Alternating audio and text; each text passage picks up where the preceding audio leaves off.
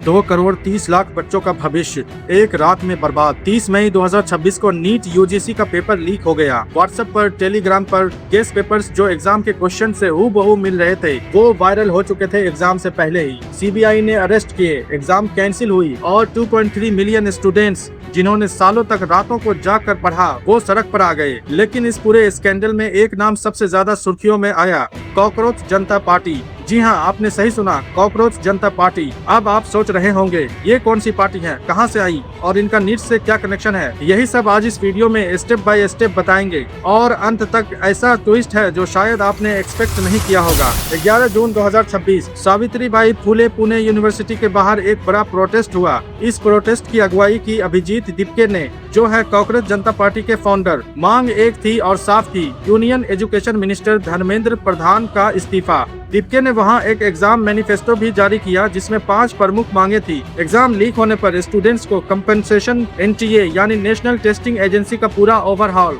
Results की fastest declaration, exam system में transparency और स्टूडेंट्स के खिलाफ किसी भी तरह की कार्रवाई बंद। इससे पहले ये प्रोटेस्ट दिल्ली के जंतर मंतर पर भी हो चुका था।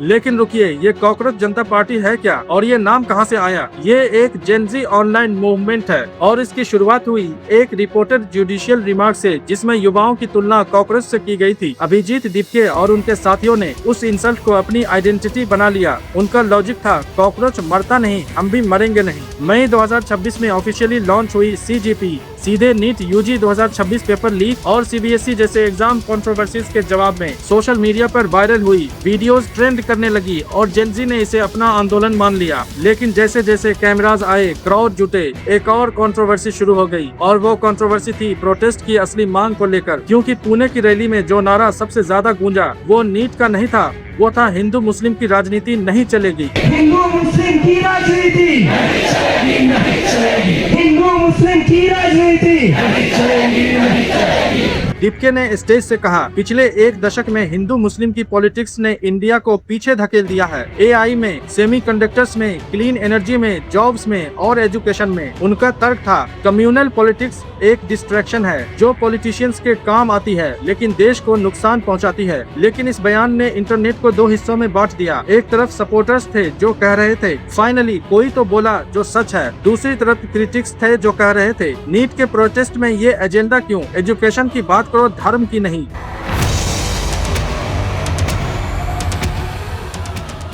लेकिन इन सब डिबेट्स के बीच एक खबर है जो सबको चुप करा देती है। नीट लीक के बाद 4 छात्रों की आत्महत्या। 4 छात्रों ने आत्महत्या की। 4 जवान बच्चे जिनका सपना था डॉक्टर बनने का, जो सालों से तैयारी कर रहे थे, जिनके घर वालों ने सब कुछ दांव पर लगाया था और एक रात में सब खत्म। ये सिर्फ एग्जाम लीक नहीं है, ये एक सिस्टम का फेलियर है। अब सरकार ने 21 जून को री एग्जाम की डेट दी है। स्ट्रिक्टर सिक्योरिटी के साथ सीबीआई इन्वेस्टिगेशन चल रही है, अरेस्ट हो चुके हैं। लेकिन सवाल यह है, क्या सिर्फ री एग्जाम काफी है? जो बच्चे एग्जाम दे चुके थे ऑनेस्टली, उनका क्या? जो मेंटली टूट चुके हैं, उनका रिहेबिलिटेशन कौन करेगा? एनटीए का ओवरहॉल होगा या फिर अगले साल फिर वही कहानी? सीजेपी ने ये सवाल उठाए। नेशन वाइड प्रोटेस्ट प्लान है तो पिक्चर साफ है। एक साइड पर है एक broken exam system, 2.3 million affected students, 4 जाने जा चुकी हैं और एक मिनिस्टर जिसका इस्तीफा मांगा जा रहा है। दूसरी तरफ है एक जेनजी मूवमेंट जो इंसल्ट को आइडेंटिटी बना चुकी है, जो स्ट्रीट्स पर है, जो मैनिफेस्टो लेकर आई है। और बीच में है वो सवाल जो हर इंडियन को पूछना चाहिए, हमारा एजुकेशन सिस्टम कब तक इसी तरह चलता रहेगा? कॉकरोच जनता पार्टी सही है या गलत,